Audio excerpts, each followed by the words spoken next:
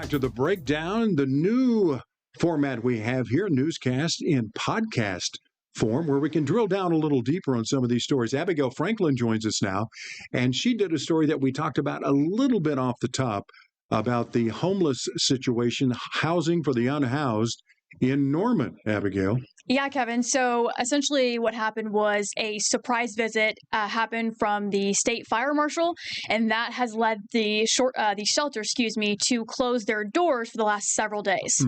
Let's take a look. The overnight shelter for the unhoused here in Norman is temporarily closed after a visit from the state fire marshal's office.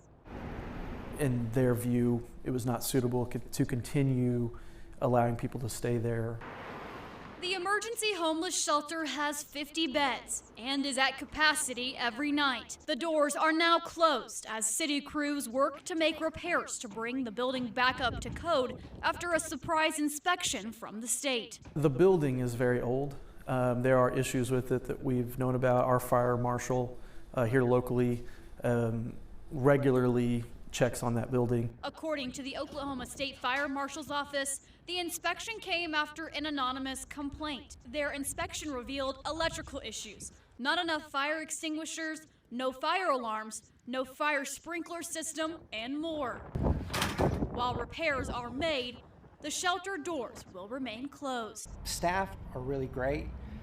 They do what they can do with what we're able. Kaylee Veely has been unhoused for a few months now and relies on resources like this shelter. She says she too had concerns about the safety inside. The only thing that bothered me the most was the doors, and that's what they're fixing. If there was a fire, you couldn't get out because everybody's rushing the door.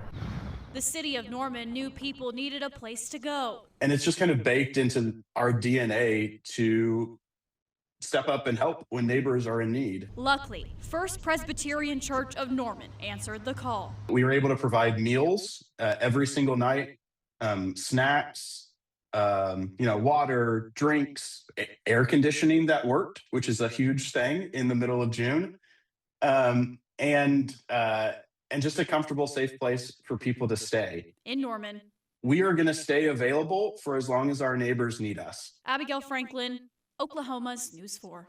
Great outreach by that church there.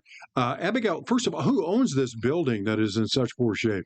So the short answer for that is the city. They have the building under their care and they fund it, like the utilities, water, things of that nature. However, the operation itself is actually ran through city care, so they're responsible for the operations from 7 p.m. to 7 a.m. But other than that, all the responsibility falls onto the city as far as that building.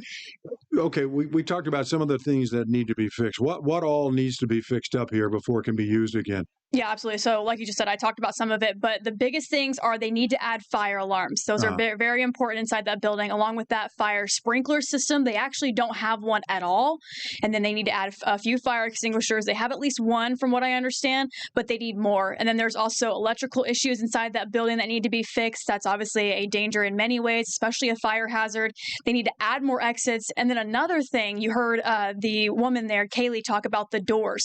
Some of those doors are actually facing the wrong way, so they actually open inwards instead of outwards. Right. So that's a very big concern for a lot of people. In case there was a fire, how do you get out if that door doesn't go the right way? So that is also another big thing they have to fix there as well. Okay, the question is, where do they go from here, and when can they continue to open their doors again for the unhoused in that area? Yeah, so they're working right now to do some temporary fixes to get it temporarily back open, but they have a long road ahead. One of the biggest things is the sprinkler system project. They're going to have to get an architect in there to draw out some plans, and they'll have to go back to the fire marshal to make sure everything's okay. They'll bid out the project, and it's going to be a long time for that to happen, but right now they are working to do some small fixes just to get those doors back open. All right, very good. Abigail, we appreciate you and being able to dive a little bit deeper into this issue, which is a big one. Yes. All over the metro. Thank you.